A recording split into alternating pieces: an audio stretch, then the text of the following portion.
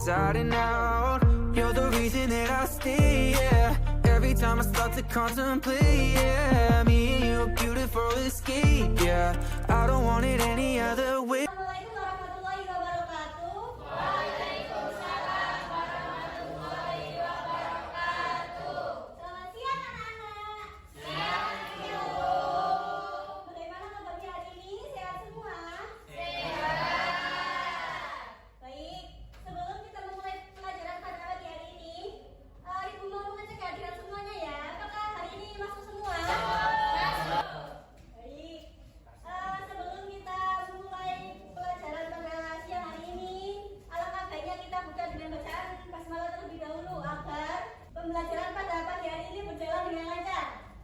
Bismillahirrahmanirrahim. Gimana anak-anak? Apakah hari ini sudah siap untuk menerima pelajaran pada pagi hari ini? Siap. Di sini Ibu akan menjelaskan tentang barisan dan deret. Dan sebelum itu, Ibu mempunyai sebuah motivasi, yaitu setiap hari adalah kesempatan baru untuk belajar dan tumbuh. Jangan pernah berhenti mengejar impianmu. Dan jika kamu tidak sanggup menahan lelahnya belajar, maka kamu harus sanggup menahan perihnya kebodohan. Tujuan pembelajaran yaitu yang pertama, siswa dapat merespon persepsi yang disampaikan oleh guru terkait materi yang telah disampaikan sebelumnya. Yang kedua, siswa dapat menjelaskan definisi barisan dan deret. Yang ketiga, siswa mampu menyelesaikan soal terkait suku koen dan jumlah suku deret matematika dan geometri. Dan yang keempat, siswa mampu mengaplikasikan konsep barisan dan deret dalam konteks kehidupan sehari-hari. Di sini mempunyai sebuah permasalahan.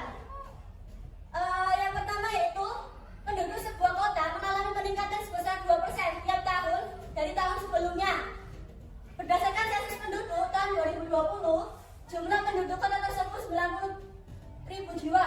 Tentukan jumlah penduduk di kota tersebut pada tahun 2027. Dan penyelesaian masalahnya yaitu persoalan tersebut merupakan masalah pertumbuhan yang dapat diselesaikan dengan deret geometri. Suku pertama barisan tersebut adalah jumlah penduduk tahun 2020, sehingga U1-nya sama dengan A, 900.000 jiwa. Pertumbuhan 2% tiap tahun dari tahun sebelumnya kita sebut I, sehingga kita jadikan ke desimal ya, 0,02. Dan rasionya yaitu R sama dengan 1 plus I. I-nya kan 0,02, yaitu sama dengan 1,02. Dan banyak suku N-nya adalah N sama dengan 2027 min 2020 plus 1 sama dengan 8. Sehingga UN-nya sama dengan A kali Ln min 1, U8 sama dengan 900.000 min 1,02 kali 8 min 1, 900.000 jiwa. 8 min 1 kan 7, jadi 1,02 kali 7, 1.187. Jadi jumlah penduduk di kota tersebut tahun 2027 adalah. Baik anak-anak, selanjutnya Ibu di sini mempunyai sebuah permasalahan. Ibu mau kalian menyelesaikannya dengan secara berkelompok. Jadi sebelum itu Ibu akan membagi kalian jadi 3 kelompok ya, masing-masing bagi kelompok yang pertama ada Anisha, Hendy, Rido, Dinda, Laras, dan Ria. Kelompok yang kedua ada Satin, Kofifa, Ajeng, Lukman, Sodik, dan Nia. Yang kelompok tiga ada Herla, Almas, Sahin, Elif, Julia, dan Yani. Sekarang Ibu harap kalian berkumpul satu kelompok. Misalnya ini kelompok 1, kelompok 2, kelompok 3. Silakan berkumpul. Kelompok 1 sudah anak-anak.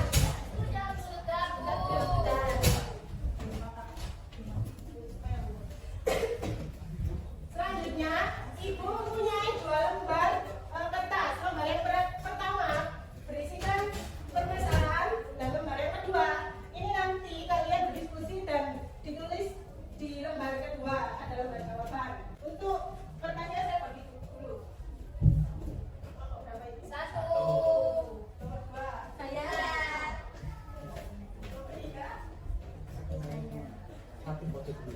Silakan dikerjakan secara diskusi ya. Ibu harap kalian serta aktif dalam menyelesaikan permasalahan. Silakan ke depan.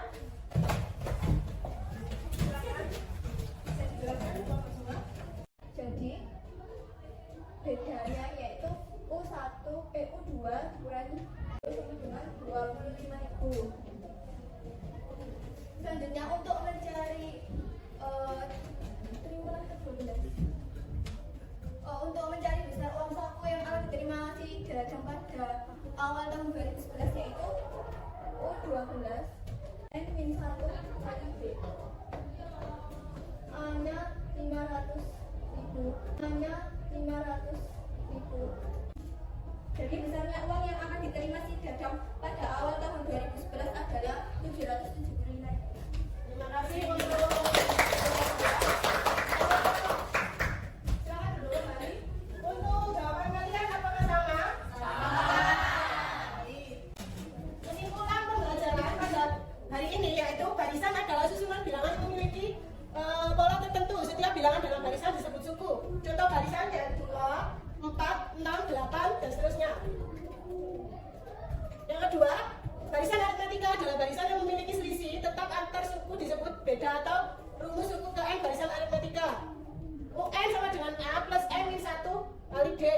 Yang terakhir, barisan geometri adalah barisan yang memiliki rasio tetap antar suku disebut N. Rumus suku N barisan geometri yaitu UN sama dengan A kali N pangkat N min 1. Baik, Ibu akan memberikan tugas pekerjaan rumah untuk kalian semua dan Ibu harap pada pertemuan berikutnya kalian kumpulkan ya. Ya, Bu. Terima kasih. Selanjutnya, nah ini ada sebuah pesan yang bertuliskan jangan pernah malas untuk belajar karena perubahan itu terjadi ketika kita mau belajar. Nah intinya kita itu tidak boleh untuk menyerah dalam terus belajar karena perubahan terjadi itu ketika kita mau belajar. Kalau kita nggak mau belajar itu nggak akan ada perubahan. Apakah pembelajaran hari ini sangat menyenangkan? Ya. Terima kasih. Sebelum pembelajaran hari ini Ibu tutup, marilah kita berdoa terlebih dahulu supaya pembelajaran pada hari ini mendapatkan ilmu yang bermanfaat. Amin. Berdoa mulai. Doa selesai. Terima kasih Bu akhiri. Wassalamualaikum warahmatullahi wabarakatuh. Waalaikumsalam warahmatullahi wabarakatuh. Perkenalkan, saya Nia Ardianti sebagai komentator pertama. Perkenalkan, saya Anissa Fitratin sebagai komentator kedua. Di sini kami mau mengomentari dari kelompok 1. Yang pertama itu, guru tidak memberikan apresiasi dan mengingatkan kembali peserta didik tentang materi yang sudah dipelajari. Jadi tadi yang pertama itu nggak ditanyakan gimana persepsinya dari pertemuan kemarin, itu nggak dicantumkan tadi di awal. Terus, ya terima kasih. Yang kedua yaitu guru tidak menginformasikan materi pembelajaran berikutnya. Jadi guru itu tidak memberikan informasi materi pada pembelajaran yang selanjutnya. Assalamualaikum warahmatullahi wabarakatuh. Oke, baik, terima kasih sudah memperkenalkan warahmatullahi wabarakatuh. Waalaikumsalam warahmatullahi wabarakatuh. Oke, baik, oleh Mbak Ika sama Mbak Selvi sudah bagus. Ada beberapa masukan dari Warohim. Yang pertama adalah motivasi. Tadi motivasinya tadi seperti motivasi saja, tapi tidak ada kaitannya dengan materi. Sebenarnya kalau materi bahasa Indonesia itu sudah banyak, jadi boleh seperti itu, tapi akan lebih bagus lagi ketika motivasi itu dikaitkan dengan materi yang kamu pelajari. Contohnya tadi kayak misalkan bahasa Darat, berarti nanti mungkin saya gini, oh saya punya seretas tali ini, seretas tali ini akan saya potong menjadi 5 bagian. Kemudian yang terpendek ini panjangnya sekian, yang terpanjang ini panjangnya sekian, dan ini nanti panjangnya itu mempunyai selisih yang sama. Nah kira-kira panjang tali semula ini berapa ya sebelum saya potong? Nah itu kan kayak menimbulkan anak-anak bertanya-tanya, sehingga memotivasi mereka untuk mencari tahu sebenarnya tali itu panjangnya berapa sih. Nah gitu. Jadi itu akan lebih bagus. Jadi motivasi sebenarnya kayak lebih ke penerapan materimu itu loh, lebih ke apa? Saya berlanjut nanti ya. Kemudian tujuan tujuannya mohon maaf udah disampaikan tadi, tapi bahasanya kaku. Jadi siswa dapat, peserta dapat, ya nggak usah kayak gitu juga. Artinya gini, kalian kan menghadapi ini kan muridmu ini. Berarti ya nggak usah bilang ke muridmu itu bilang peserta didik dapat, nggak usah. Nanti kalian akan dapat bla bla bla bla bla, nah gitu loh. Jadi ya kayak bahasa sehari-hari aja, tapi kalau bahasa gitu bahasanya kaku nanti jadinya. Itu ya. Kemudian intonasinya, suara yang pertama kalau nggak salah ya, itu keras banget dan datar. Jadi mana yang penting dan mana yang nggak penting itu hampir saya nggak bisa membedakan. Boleh suara keras, artinya boleh suara keras, tapi harus ada intonasinya. Jadi kapan kita nekankan di yang paling penting, kapan kita nggak menekankan itu.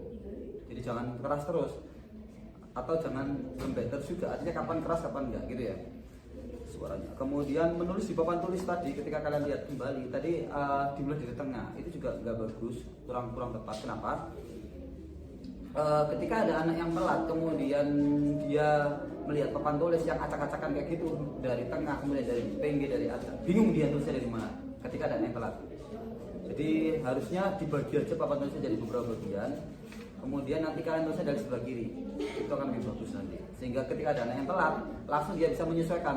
Oh, saya tadi ketinggalan nulisnya dari sini, itu ya. Kemudian masalahnya, ini kan PBL ya. Sudah saya ingatkan tadi bahwa segera diganti masalahnya, tapi ternyata masih sama persis. Artinya harus bisa dibedakan. PBL itu adalah problem based learning, artinya dia masalah, benar-benar masalah. Dia nggak bisa kemudian baca soal cerita, bukan masalah ya, baca soal cerita kemudian dikasih rumus jeblek mari, itu namanya bukan masalah, itu namanya prosedural.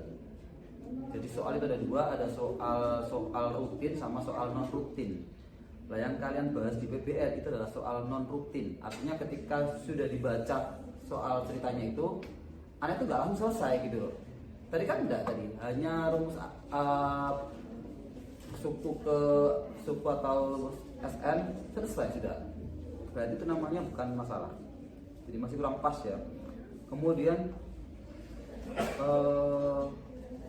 rumusnya belum di apa ini? Apa tadi? Lanjut. Persepsinya juga masih SMP apa ya? SMP ya tadi. Persepsinya masih SMP, iya tak? Oh, maksudnya gini, persepsinya barisan dan deret ini kan sebenarnya sudah diajari di SMP toh, di SMA diajari lagi. Maksudnya Pak Rokin kasih ingatkan kembali materi yang ada di SMP itu seperti apa, dan pasti ada bedanya SMP sama SMA. Kemudian kalau tadi lebih ke SMP sebenarnya, tinggal dan bukan masalah juga, itu soal rutin langsung selesai. Kemudian tim teachingnya yang muter tadi hanya satu orang yang duduk. Jadi yang muter hanya satu orang, yang satu duduk. Maksud saya tim teaching itu bukan berarti kemudian satu ngomong satu banding, enggak. Jadi mungkin satu ngomong satu banding, nah gitu. Jadi bukan kalau satu ngomong satu duduk. Mungkin sekali sebagai operator enggak masalah, tapi pada waktu diskusi kan nggak perlu operator, nggak perlu yang mengaktifkan PPT. Artinya kalian bisa berdua saling membimbing gitu. Jadi nggak kayak gitu tadi. Kemudian kesimpulannya juga kurang pas, dengan apa yang dipelajari. Gitu ya. Mungkin selebihnya udah bagus, masalah tampilan udah oke, menyiapkan siswa udah oke. Apalagi tadi ya? Udah refleksi juga udah bagus. Itu aja, mungkin ada yang mau dikatakan? Tidak Pak, terima kasih. Oke. Mbak Safi ada yang perlu dikatakan? Tidak Pak. Cukup ya. Oke. Semoga kedepannya lebih baik lagi. Ini hanya masukan-masukan saja. Semoga sukses saja. Saya kira wassalamualaikum warahmatullahi wabarakatuh. Waalaikumsalam warahmatullahi wabarakatuh.